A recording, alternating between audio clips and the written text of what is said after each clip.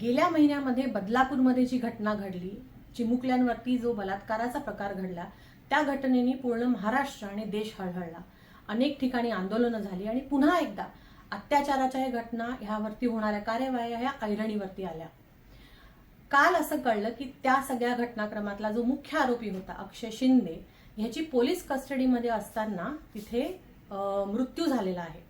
पहिल्यांदा असं सांगितलं गेलं की त्यांनी आत्महत्या केली आणि नंतर असं सांगितलं गेलं की पोलीस कस्टडीमध्ये ट्रान्सफर होत असताना त्यांनी तिकडच्या पोलीसचे जे कर्मचारी होते, जे अधिकारी होते, त्यांच्यावरती गोळीबार केला आणि प्रतिकात्मक स्वरूपाने पोलिसांनी त्याला गोळीबार केला आणि त्याच्यामध्ये अक्षयचा मृत्यू झाला.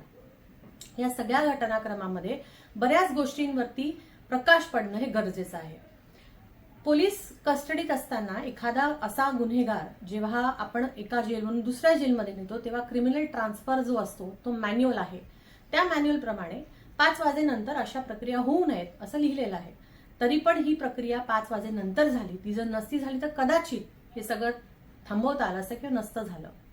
दुसरा विषय, एखादं कुठलंही प्रकरण न्यायप्रविष्ट असताना अशा प्रकारचा न्याय देण्याचा जर पायंडा पोलिसांकडून पाडला जात असेल तर तो पुढच्या सगळ्या प्रक्रियेसाठी धोकेदायक आहे. अशा शक्ती जर पोलिसांकडे आल्या तर कोणालाही किंवा कशाही पद्धतीने लोकांना संपवण्याचा एक जे ताकद जर पोलिसांकडे येईल तर पुढच्या सगळ्या प्रवासासाठी किंवा पुढच्या सगळ्या प्रक्रियेसाठी हे धोकादायक आहे.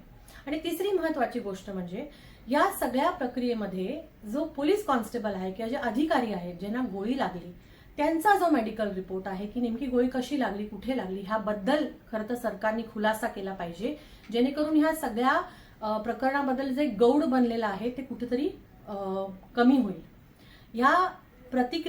ही प्रतिक्रिया देत असताना आरोपीबद्दल किंवा बलात्काऱ्यांबद्दल कुठल्याही प्रकारची सहानुभूती आपण दर्शवत नाही आहोत. एवढाच प्रयत्न आहे की जी न्याय प्रक्रिया आहे ती तिच्या पद्धतीने पुढे गेली पाहिजे. अशा प्रकारचे हस्तक्षेप त्याच्यात नाही झालं तर बरं राहील. ह्या बदलापूरच्या केसमध्ये विशेषतः 3 गोष्टी प्रामुख्याने आपल्याला लक्षात घेतल्या पाहिजे. सर्वप्रथम, ज्या शिक्षण संस्थेमध्ये ही घटना घडली त्या शिक्षण संस्थेचे संचालक, त्याचे पदाधिकारी यांची पण नावं FIR मध्ये आहेत. आज तागायत त्यांच्यापैकी कोणालाही अरेस्ट झालेली नाही. त्यांना कुठेही शोधलं जातंय म्हणतात, अब्स्कॉन्डिंग असं सांगतात, सापडत नाही असं सांगतात. असं कसं होतं? एवढ्या मोठ्या गुन्ह्यामध्ये जे FIR मध्ये नाव आहेत ती लोक सापडत नाही. अक्षयला बळी देऊन ह्या सगळ्या लोकांना कुठेतरी वाचवण्याचा प्रयत्न आहे का, हे आपण लक्षात घेतलं पाहिजे.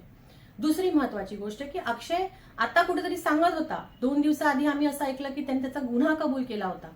त्याच्या माध्यमातून कदाचित अजूनही लक्षात आलं असतं की जशा त्या 2 चिमुरड्या होत्या, अजून अशा मुली आहेत का त्या संस्थेमध्ये की ज्यांच्यावरती असे अत्याचार झाले, पण ते काहीच पुढे येण्याच्या आधीच त्याला संपवलं गेलंय आणि तो प्रश्न तिथेच थांबला.